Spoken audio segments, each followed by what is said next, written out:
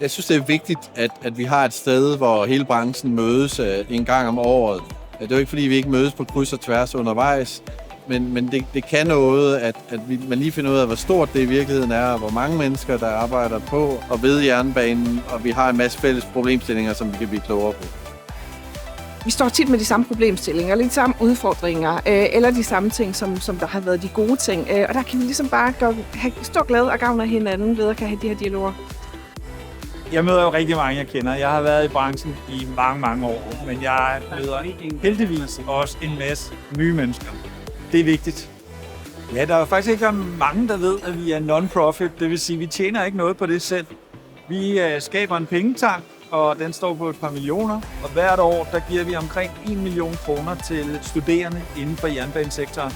Fordi det er der mangel på, og der vil være en hel masse kurser, der simpelthen ikke bliver oprettet, hvis vi ikke søger det.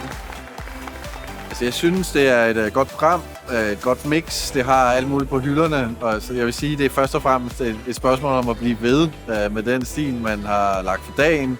Det er altid interessant at høre om nye tekniske løsninger og nye projekter. Alle er her. Det er her, man møder sine gamle kollegaer, sine fremtidige kollegaer. Det er her, man kan møde direktøren, snakke med direktøren, lige høre en ting osv. Det er det, der lægges allermest vægt på.